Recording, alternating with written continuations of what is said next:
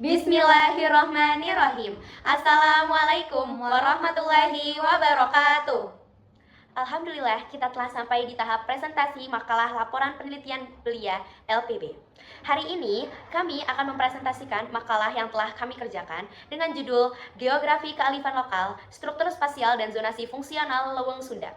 Dengan saya, Keiko Khairunnisa Anggraini sebagai peneliti, saya Priscilla Ahmadiyah sebagai peneliti, dan Bapak Budiman Pohan, SOS, MSOS sebagai pembimbing. Kami dari SMA Darut Tauhid Boarding School Putri.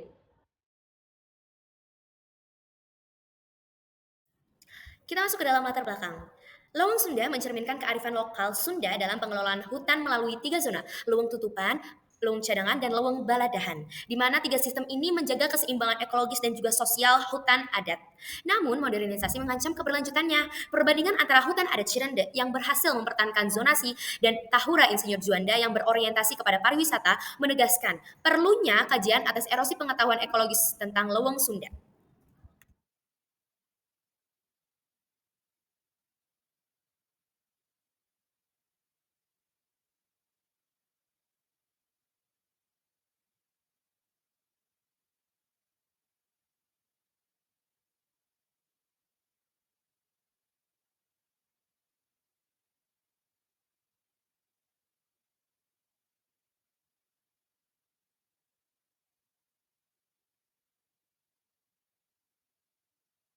Waktu, tempat penelitian, serta rancangan dan pendekatan. Waktu penelitian ini berlangsung pada bulan Agustus sampai Oktober tahun 2025, bertempatan di Tahura atau Taman Hutan Raya Insinyur Haji Juanda dan Kampung Adat Cirende Cimahi. Pendekatan yang kami lakukan melalui pendekatan kualitatif dan deskriptif, di mana kami akan menggali segala informasi yang kami bisa. Dan juga strategi yang kami laksanakan yaitu studi kasus komparatif, di mana kita membandingkan 2 objek, tidak hanya satu. Terus fokus penelitian kami adalah menggali perubahan sosial budaya dan erosi pengetahuan di kedua objek, serta data kuantitatif sederhana yang kami peroleh dari kuesioner digunakan sebagai pendukung data. Berikutnya sumber data. Yang kami pakai ada 2, yaitu data primer dan data sekunder. Yang pertama data primer, kita memakai wawancara yang mendalam kepada Kepala Pengelolaan Tahura atau Bapak Diki AMD. Yang kedua, Ketua Adat Cirende, yaitu Abah Widi. Dan juga kita memakai kuesioner yang direspon oleh 30 responden, 15 di Tahura dan 15 di Cirende. Ada juga observasi non-partisipatif, kondisi lingkungan, aktivitas sosial, dan praktik budaya. Yang kedua, data sekunder. Di sini kita memakai studi pusaka, yaitu jurnal ilmiah, buku, dan penelitian terdahulu. Yaitu ada juga studi dokumentasi, yaitu laporan pemerintah, arsip lembaga adat, dan publikasi media. Teori dasar yang kami gunakan pada penelitian ini adalah teori dasar yang dikemukakan oleh Rapoport pada bukunya di tahun 1990. Ruang tidak hanya bersifat fisik, tetapi juga mencerminkan nilai sosial dan budaya. Zonasi fungsional membagi ruang berdasarkan fungsi sakral produksi pemukiman, sedangkan hierarki spasial menunjukkan tingkat kepentingannya. Dalam Leuweung Sunda, sistem ini menjaga keseimbangan ekologis dan sosial.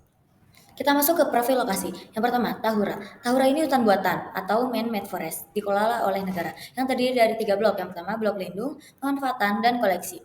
Fungsi ekologis penting, tapi nilai budaya mulai terpinggirkan. Yang kedua, hutan adat Cirende, dikelola komunitas adat, berlandasan nilai spiritual dan kemandirian pangan, yang memiliki 3 zona utama. Yang pertama, leuweung larangan, tutupan, dan baladahan. Kearifan lokal sebagai benteng kultural di hutan adat Cirende. Pengelolaan berbasis adat menjaga hierarki kesakralan dan keseimbangan ekologis. Aturan adat seperti pamari berfungsi sebagai menjaga kesucian hutan dengan filosofi Gusti nu asih alam nu asah manusia nu asuh. Zonasi ini saling mendukung terutama di leuweung baladahan sebagai sumber pangan dan pendidikan. Pergeseran nilai dan komunikasi ruang di Tahura. Pengelolaan pariwisata membuat nilai budaya dan zona sakral terpinggirkan, menjadikan Tahura berorientasi ekonomi dan menyebabkan erosi pengetahuan tradisional.